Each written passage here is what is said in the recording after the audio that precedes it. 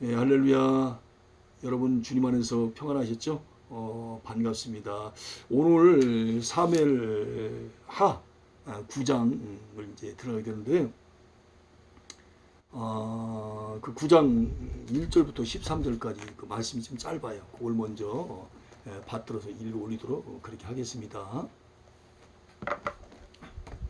자, 제 성경으로는 429페이지입니다. 9장 1절입니다.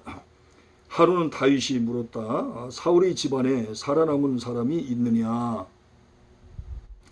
요나단을 보아서라도 남아있는 자손이 있으면 잘 보살펴 주고 싶구나.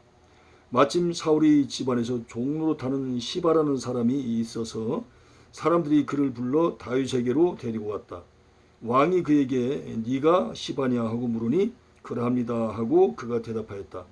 왕이 물었다. 사울의 집안에 남은 사람이 없느냐? 있으면 내가 하나님의 은총을 그에게 베풀어 주고 싶다. 그러자 시바가 왕에게 대답하였다. 요나단의 아들이 하나 남아 있습니다. 두 다리를 접니다. 왕이 그에게 물었다. 그는 지금 어디에 있느냐? 시바가 왕에게 대답하였다. 그는 지금 로드발에 있는 암멜의 아들 마길의 집에서 삽니다. 다윗 왕이 사람을 보내어서 로드발에 있는 암멜의 아들 마길의 집에서 그를 데려왔다. 사울의 손자이며 요나단의 아들인 무비보셋은 다윗에게 와서 엎드려 절하였다. 다윗이 네가 무비보셋이냐 하고 물었다. 그가 대답하였다. 예, 임금님의 종 무비보셋입니다. 다윗이 그에게 말하였다. 겁낼 것 없다. 내가 너희 아버지 요나단을 생각해서 네게 은총을 베풀어 주고 싶다. 너희 할아버지 사울 임금께서 가지고 계시던 토지를 너에게 모두 돌려주겠다. 그리고 너는 언제나 나의 식탁에서 함께 먹도록 하여라. 무비보셋이 엎드려 아뢰었다. 이 종이 무엇이기에 죽은 개나 다름없는 저를 임금님께서 이렇게까지 돌봐주십니까? 다윗 왕은 사울의 종 시바를 불러서 일렀다. 사울과 그의 온 집안이 가졌던 모든 것을 내가 이제 너희 상전의 손자인 무비보셋에게 주었다. 그러나 너는 너희 아들들과 종들과 함께 모두 그 땅을 갈고 거두어서 너희 상전의 집안이 먹을 양식을 되도록 하여라. 그러나 너희 상전의 손자인 무비보셋은 언제나 나의 식탁에서 음식을 먹을 것이다. 시바에게는 아들 15과 종 20명이 있었다. 시바가 왕에게 11절입니다. 시바가 왕에게 대답하였다. 높으신 임금님께서 이 종에게 명령하신 그대로 이 종이 모두 하겠습니다. 그리하여 무비보셋은 왕자들과 다름없이 언제나 다윗 왕의 식탁에서 음식을 먹었다. 무비보셋에게는 미가라는 어린 아들이 하나 있었다. 시바의 집에 사는 사람들은 모두 무비보셋의 종이 되었다. 무비보셋은 언제나 왕의 식탁에서 먹었으며 예루살렘에서만 살았다. 그는 두 다리를 다 절었다. 아멘, 아멘. 자, 이제 8장에 이어서 이제 9장을 이제 우리가 말씀을 듣게 됩니다.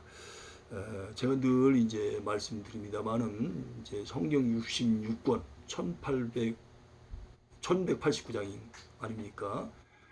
성경 66권 1189장을 이제 이렇게 한 장씩 하나님 말씀을 이렇게 듣는데 워낙 방대하고 워낙 깊다 보니까 이걸 자세히 할 수가 없습니다. 그래서 줄거리 또 어떤 우리가 맥락이라고 얘기하잖아요. 그리고 어떤 핵심 포인트 이런 부분들을 잡아주는 가운데 어떤 성경의 큰 뼈대 이런 것들을 이제 말씀을 이렇게 나누는 거예요. 그러니까 그런 면들을 여러분들이 잘 이해를 하셔서 말씀을 저와 함께 들을 수 있기를 바랍니다. 제 9장은 무비보셋에게 은총을 베푼 다윗 이렇게 한번 제목을 잡아봤어요. 큰 제목을. 특별히 저는 이 은총이라는 단어에 시선이 자꾸만 가네요.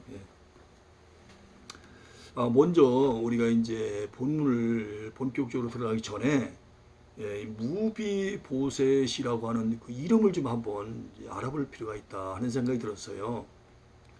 원래 이게 무비보셋은 역대상 8장 34절에 가서 보면 무리바알 이렇게 나와 있습니다.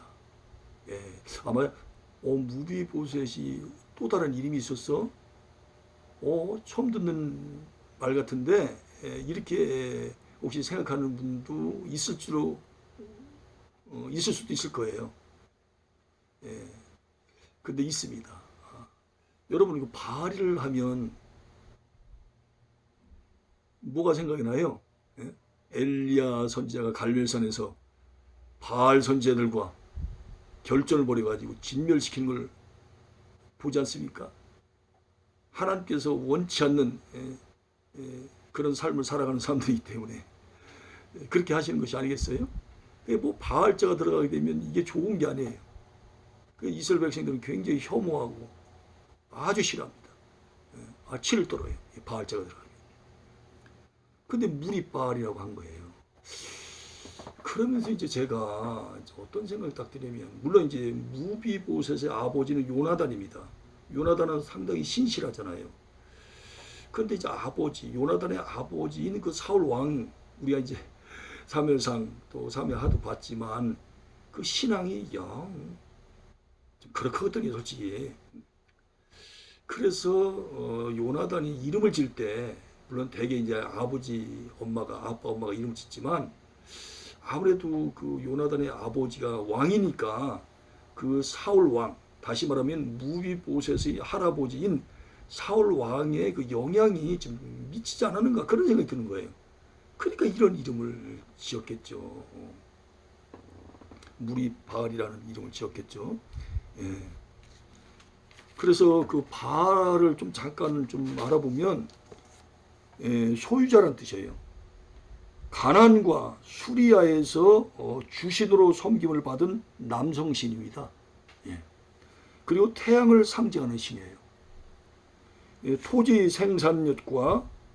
토지 생산력과 풍년을 주관하는 신으로서 농경민들 사이에 널리 퍼져 있어가지고 이 바알신을 섬겼습니다. 인간들이 만들어낸 신이죠. 가짜 신이지, 가짜 신. 이러다 보니까 이스라엘 백성이 또 영향을 받아가지고 물들어서 또 이 바알신을 또 숭배를 했네요. 그럴 때마다 하나님께서는 징계를 내립니다. 사사기 2장 11절에서 15절에 자세히 그런 말씀들이 있거든요. 아까도 말씀드렸듯이 엘리야가 이 바알 선지자와 대결해서 갈멜산에서 아주 진멸을 시키는 것을 하나님의 은혜로 장면을, 그런 모습을 우리가 보지 않았습니까? 열왕기상 18장에 나와 있잖아요. 그런 내용들이. 이렇게 하나님께서 싫어하시는 그런 이름을 이스라엘 백성들도 여전히 싫어하는 그런 이름을 지금 무비보셋에게 원래 이름 무리바알이라는 이름을 지어줬던 거예요. 그래서 이제 제가 이 말씀을 연구하면서 묵상하면서, 이 사울의 신앙이 참 문제가 한두 가지가 아니구나 라고 하는 걸 이제 발견하게 된 거예요. 이런 이름을 보면서도. 자, 9장은 이제 1절부터 13절까지인데 크게 두 개로 이게 나눌 수 있어요. 1절부터 8절까지는 요나단을 기억한 다윗, 그리고 9절부터 13절까지는 다윗이 무비보셋에게 왕의 식탁에 참예하는 특권을 줌. 이렇게 이제 나눠서 말씀을 드릴 수가 있는데, 먼저 이제 다윗이 요나단을 기억하고 그의 아들인 절뚝발이 무비보셋에게 베푼 그 은총을 기록하고 있습니다. 근데 이제 무비보셋에 대한 아까 이름을 잠깐 알아봤습니다만은, 그 무비보셋이 성경에 보면 절뚝발이라고 나와 있어요. 장애인이거든요. 근데 두 개의 다리를 다 다쳤어요. 왜 다치게 됐냐면 그 사울 왕과 그 요나단이 블레셋과의 전투에서 한날 한시에 다 죽었잖아요. 그러니까 이 무비보셋을 이제 업고 있는 그 유모가, 그때 이제 무비보셋이 나이가 5살인 거예요. 5살 이었었거든요. 그 아이를 갖다가 그 생명을 갖다가 잃어버리면 안 되잖아요. 전쟁이 났고 또 사울 왕과 요나단이 죽었으니까 죽음에 대한 공포가 얼마나 컸겠습니까? 그러니까 이제 그 무비보셋을 어떤 성경에는 업었다고 나와 있고 어떤 성경에 또 안 왔다고 나와 있는데 어쨌든 간에 업었든지 안 왔든지 좌우전 뛰다 보니까 끈을 약하게 메었는지 아니면 어떤 그 나무 뿌리에 좀 뭡니까 걸렸는지 아니면 뭐 너무 서둘다 보니까 또 너무 무섭다 보니까 경황이 없어 그랬는지 그 이유는 자세한 건 모르겠습니다만은 그 아이를 글쎄 떨어뜨려 버렸어요. 일부러 그런 건 아니죠. 근데 이제 두 개의 다리가 다 이제 다친 겁니다. 그래서 절름발이가 된 거예요. 그러니 그 유모가 일평생 생명이 닿을 때까지 그 죄책감이 얼마나 컸겠습니까? 일부러 그런 건 아니겠지만 얼마나 죄책감이 컸겠어요. 내가 잘못해서 이 아이가 다친 것이 아닌가 하는 그런 마음이 안 들 수가 없잖아요. 그렇잖아요. 그리고 이제 그 당시는 특별히 이 무비보셋이 이제 그 다리를 절다 보니까 사람들이 좀 멸시를 했습니다. 지금 북쪽 이스라엘과 남쪽 유다 그때 그런 상황 아닙니까? 근데 그 북쪽 이스라엘 이제 완전히 망가졌잖아요. 완전히 뭐 몰락을 했지 않습니까? 그런 가운데 이제 후계자를 세워야 되는데 무비보셋을 세울 수 없는 거예요. 그래서 그 몰락하는 과정 속에서 이 무비보셋이라고 하는 이름을 등장시킨 것은 이제 사울 왕가가 완전히 이제 망했다. 그걸 이제 분명히 알려주고 싶어서 무비보셋이라고 하는 아들의 이름을 거기다 올렸다고 하는 거. 그 어떤 저자의 의도 이런 걸 잘 알아야 된다는 거예요. 아셨죠? 예, 그런 깊은 뜻이 있습니다. 자, 그래서 이렇게 절뚝발이 무비보셋에게 베푼 그런 은총을 이제 기록하고 있고요. 그 다음에 이제 우리가 이제 먼저 다윗은 사울의 집에 남아 있는 후손이 있는가를 이제 알아봅니다. 그리고 요나단의 아들 무비보셋이 살아 있음을 사울의 종 시바를 통해서 이제 듣게 돼요. 이제 뭡니까? 그 이제 다윗이 어느 정도 이제 통치 기반이 이제 안정기에 들어갔어요. 법궤도 안치시켰고, 주변의 적들도 다 무찔렸고, 그러다 보니까 가만히 기도하는 가운데 옛날에 있었던 게 생각이 나는 거예요. 어떤 일이 생각이 날까요? 나를 사울의 우여로부터 구해줬던 그 고마운 사람, 그 사람이 생각이 안 날 수가 없지. 그때 만약에 그 요나단이 자기를 갖다가 도와주지 않았더라면 오늘날 이렇게 다윗이 왕이 되지 못할 수도 있잖아요. 그러니까 왕이 됐다고 하는 것은 다 하나님 은혜지만 자기를 도와줬던 그 사람 때문에 오늘날 내가 있지 않는가 하는 생각이 안 들 수가 없잖아요. 그러니까 이제 그 사울 왕가에 혹시 남아있는 사람이 있느냐 쫄딱 망했지만 그러니까 무비보셋이 있습니다 라고 이제 얘기를 이제 들은 거예요. 그래서 다윗은 무비보셋을 자기 앞으로 데려오게 하고 자기 상에서 같이 먹을 수 있는 특권을 베풀어 줍니다. 그리고 다윗은 사울의 땅을 무비보셋에게 주고 사울의 종 시바로 하여금 무비보셋의 종이 되어 그 밭을 갈고 경작하여 그를 섬기도록 그렇게 명령을 합니다. 무엇보다도 제 9장은 다윗이 과거에 요나단에게 입었던 은총을 잊지 않고 그의 아들을 돌보아주는 아름다운 모습을 기록을 하고 있다 그 말입니다. 여러분 그 다윗이라고 하는 이름의 뜻을 압니까? 다윗이라고 하는 이름의 뜻은 사랑함 그런 뜻이에요. 그리고 요나단은 여호와께서 주신 그런 뜻입니다. 이름의 뜻이. 무비보셋이라고 하는 이름의 뜻은 부끄러움을 해치는 자 그런 뜻이 있고요. 그 다음에 종 시바라고 하는 사람의 뜻은 식물 그런 뜻이 있어요. 오늘 새롭게 아마 아마 들으신 분들이 많이 계실 거예요. 자, 그러면 이제 두 번째로 다윗이 요나단을 인하여 사울의 집에 남은 사람에게 은총을 베풀려고 한 까닭은 무엇입니까? 왜 은총을 베풀려고 해요? 1절에 나와 있잖아요. 사무엘상 18장 1절에서부터 5절을 보면 요나단은 다윗을 자기 생명같이 사랑하였고 다윗과 언약을 맺은 후 그 증표로서 자기가 입었던 겉옷과 군복과 칼과 활과 띠를 주었어요. 그러니까 어떻게 보면 자신의 것을 다 주었어요. 칼을 주었다고 하는 것, 무기를 주었다고 하는 것은 진짜 무기가 없으면 다윗이 나쁜 맘만 먹으면 얼마든지 요나단을 죽일 수도 있잖아요. 그래서 자기의 생명까지도 내줄 정도로 다윗을 사랑했다는 거예요. 그 정도로. 특별히 사무엘상 18장 10절에서부터 20장 42절을 보면 요나단은 자기 아버지 사울이 다윗을 죽이려 함을 깨닫고 자기의 생명도 아끼지 않고 다윗을 구출하기 위한 노력을 아끼지 않는 그런 모습을 볼 수가 있어요. 얼마나 참 멋진 사람입니까? 따라서 다윗이 여기에서 사울의 집에 오히려 남은 사람이 있느냐라고 물으면서 내가 요나단에게 받은 사랑 때문에 그 말 아닙니까? 그 사람에게 은총을 베풀리라고 말하는 것은 과거에 자신이 어려움에 처해 있을 때에 요나단에게 입었던 은총을 기억하고 보답하려는 마음에서 나온 것임을 깨달을 수가 있다 그 말이에요.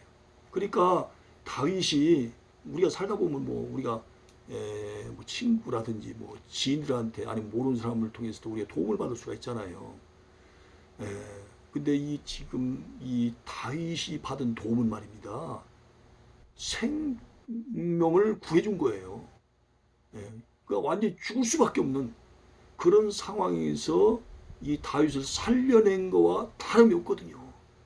그러니 이 고마움을 어떻게 잊을 수가 있겠습니까? 어떻게 잊을 수가 있겠어요?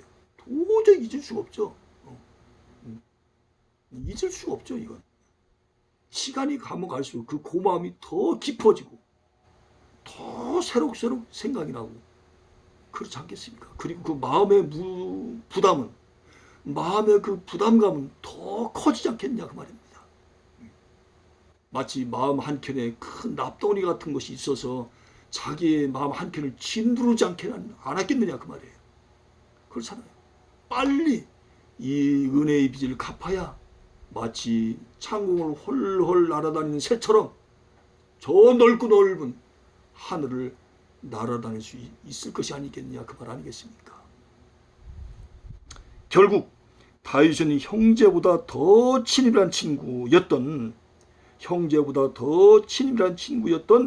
요나단을 기억하며 네 친구와 네 아비의 친구를 버리지 말라 라는 말씀이 잠언서 27장 10절에 나와 있는데 그 말씀을 실천함으로써 아름다운 우정의 본보기를 보여준 것입니다. 자, 잠언서 27장 10절 말씀을 한번 찾아볼까요? 잠언서 27장 10절.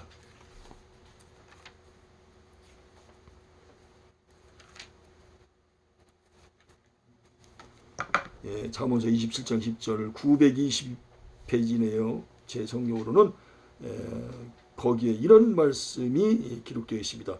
너희 친구나 너희 아버지의 친구를 저버리지 말라 라는 말씀을 실천에 옮겼다는 겁니다. 누가? 다윗이. 세 번째로 이제 오늘 사무엘하 9장 1절부터 8절 말씀을 또 근거로 해서 다윗이 요나단을 기억하고 행한 일들을 한번 이제 알아보자 그 말입니다. 첫째로 다윗은요, 요나단을 기억하고 사울의 집에 남은 사람이 있으면 은총을 베풀기 위하여 사울의 종 시바를 불러서 사울의 집에 남은 사람이 없느냐?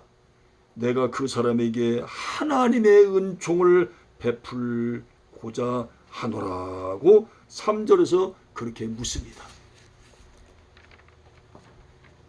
다윗은 시바를 통하여 로드발 암멜의 아들 마길의 집에 요나단의 아들인 절뚝발이 무비보셋이 남아 있다는 소식을 듣고 그를 데려오도록 합니다.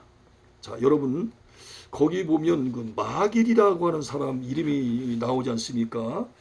이 마길이 제가 이제 이렇게 연구를 해보니까 너무너무 좋은 사람이에요. 진짜 정말 본받을 만한 사람이더라고요. 이 마길이라고 하는 그 마길이라는 이름의 뜻은 판다라는 뜻이에요. 그 사무엘하 9장 4절 5절 그리고 17장 27절에서부터 29절에 나와 있거든요. 자세한 내용은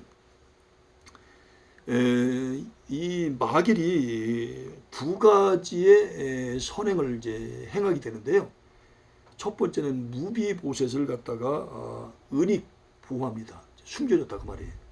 한 왕가가 쫄딱 망하면 몰락하게 되면 그 다음에 일어나는 왕가에서 그 이전에 있었던 왕가의 그 가족들을 되게 죽이지 않습니까? 아니면 감방에 집어넣든가 그러잖아요. 되게 거의 옛날 같은 경우는 살려두지 않습니다. 왜냐하면 불씨가 돼서 자기를 갖다가 또 해칠 수 있다는 그런 어떤 두려움이 있기 때문에. 그러니까 북한의 김정은이도 자기 고모부 장성택 씨를 갖다가 고사포로 쏴서 죽인 것이 아니겠습니까? 또 자기 형도 죽여버리잖아요. 왜? 자기 번제를 뺏을까봐. 이게 권력의 속성이에요.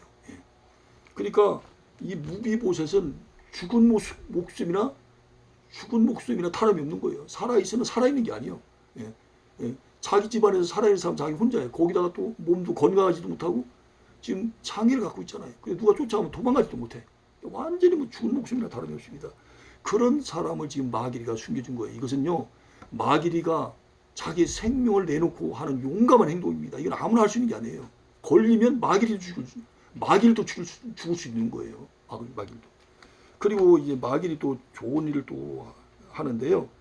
다윗이 이제 압살롬의 반란을 피하여 마하나임에 이제 이르니 소비와 바실레로 더불어 다윗 왕을 또 선대합니다. 이 압살롬 때문에 또 얼마나 또 다윗이 또 쫓겨다닙니까? 왕이 되고 나서.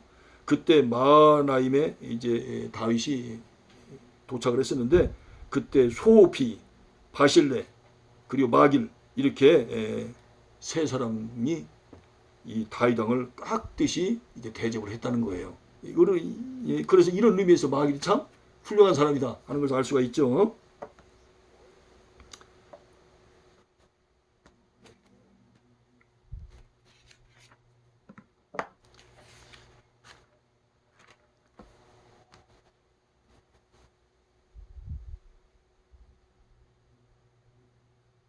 그리하여 다윗은 요나단의 아들 무비보셋에게 다음과 같은 위로와 은총을 베풀어 줍니다. 첫째, 무서워 말라고 그렇게 위로하며 그에게서 불안과 공포를 제거해 줘요. 얼마나 무섭겠습니까? 왜냐하면 이 새로운 왕권이 들어오시면 자기 죽일 수도 있으니까. 그러니까 무서운 거야. 그러니까 무서워하지 말아라. 그러면서 이제 불안한 마음과 공포를 제거해주고.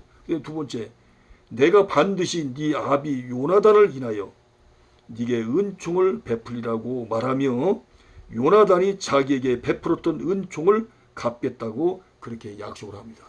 야, 이런 말을 때 얼마나 감격의 눈물이 무비보셋의 눈에서 닭똥같이 정말 떨어지겠습니까? 죽은 목숨이나 다름이 없는데.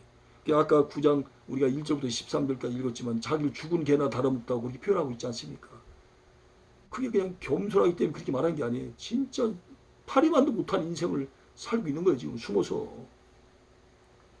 그다음 세 번째로 내가 네 조부 사울의 밭을 다 네게 도로 주겠다고 약속하며 호의를 베풉니다. 그 당시 왕은 말이 곧 법이니까 사울 왕가가 갖고 있는 재산, 뭐 이제 사울 왕이 뭐 이미 몰락했는데 그게 뭐 사울 왕 게 아니잖아요. 마음대로 그 다윗 왕이 주무를 수 있는 거예요. 그걸 얼마 자기 것이라고 말하면 자기 것이 되는 거예요. 누가 말할 사람이 없어요. 그 당시에는 왕이 곧 법이니까, 왕의 말이. 그렇게 권세가 대단하니까요. 그다음에 네 번째로, 너는 항상 내 상에서 먹을지라는 은총을 베푸는데, 이것은 그를 왕자처럼 대우하는 최대의 은총이다, 그 말입니다. 그러니까 왕의 상에서 이렇게 식탁을 같이 하도록 허락했다는 말은 너는 내 아들이나 똑같아, 그렇게 인정을 해주겠다는 거예요. 진짜 얼마나 감격스러운 일이겠습니까. 그러나 다윗은 이것을 자신의 선심으로 과시하지 않고 3절에 보니까 하나님의 은총이라고 그렇게 했습니다.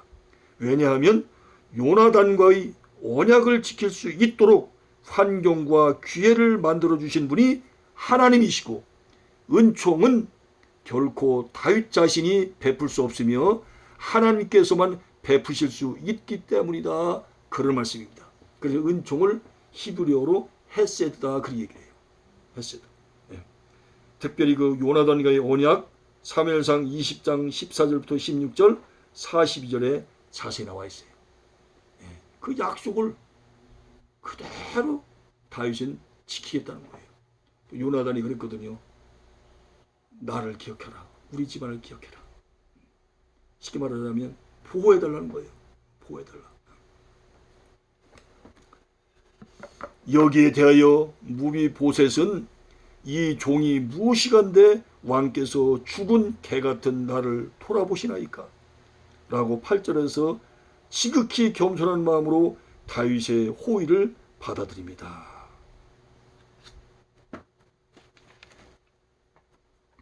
이처럼 하나님은 언제나 겸손한 자들에게 은혜를 베푸시는 분임을 우리가 깨달아야 합니다. 자, 한번 성경 시편 138편 6절을 보겠습니다. 시편 138편 6절.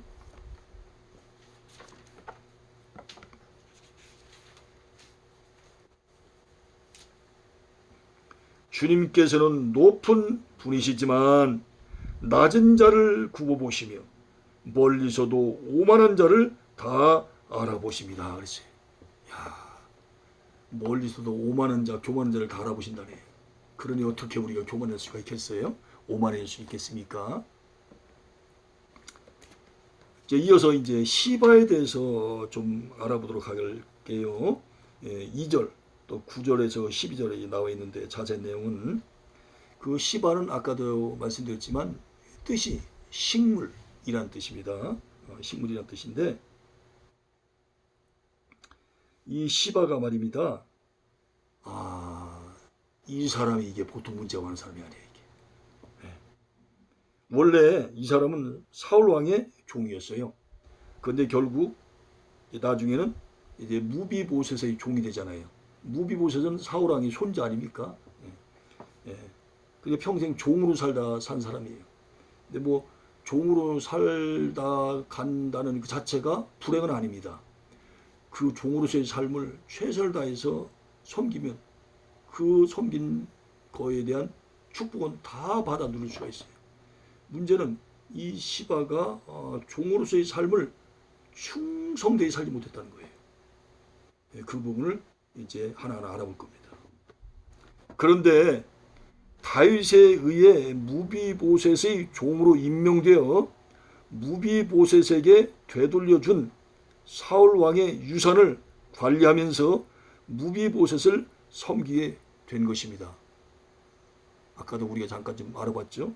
그러나 그는 충실하지 못한 자로서 압살롬의 반역으로 다윗이 피난길에 올랐을 때에 모든 재산을 가로채기 위해 주인 무비보셋을 모함을 합니다. 이래서 이게 처음에는 잘 가다가 중간에 변질돼 버린 거예요. 이런 사람들이 골칫덩어리입니다. 한마디로 뒤통수를 때린 겁니다. 배신을 때린 겁니다.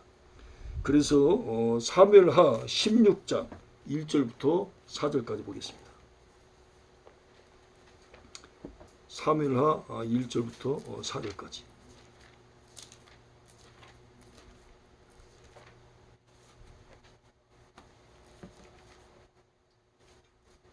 제가 항상 성경을 찾으러 가면 제일 늦게 찾아요. 16장 1절부터 4절까지입니다. 자, 다윗이 산꼭대기에서 떠난 지 얼마 안 되어서 무비보셋의 하인, 종이죠, 시바가 와서 그를 맞이했다.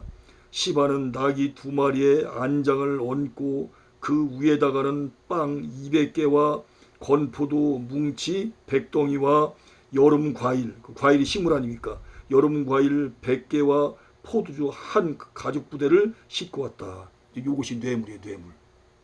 선물이 아니라 뇌물이라니까.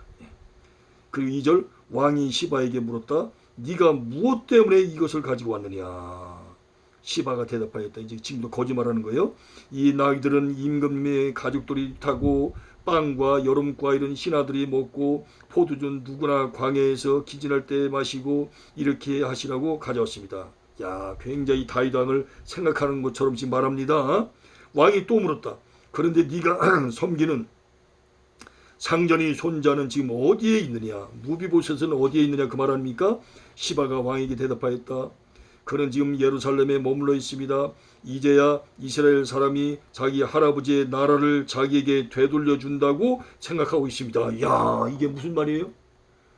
지금 다윗 왕이 아들 압살롬에 의해서 막 쫓겨다니고 있잖아요. 그러니까 왕으로서의 어떤 직무를 정상적으로 하지 못하는 거예요. 그러니까 왕이지만 당분간은 실권이 없어. 아니 허수아비 같은 지금 신세가 된 거예요, 다윗 왕이. 그러니까 지금 이 시바가 뭐라고 얘기하는지 아세요? 지금 다윗 왕은 예루살렘에 있어야 되는데 예루살렘이 없잖아요. 그러니까 이 무비보셋이라고 하는 이 사람이 왕이시여.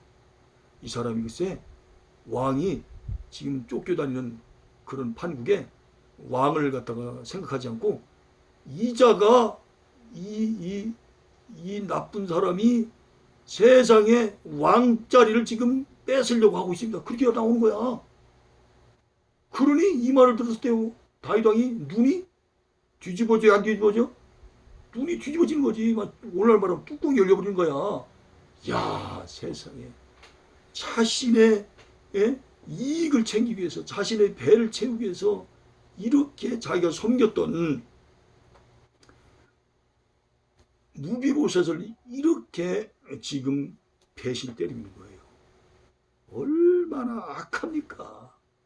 얼마나 악해. 그런데 이런 사람들이 우리 주위에 많습니까? 적습니까?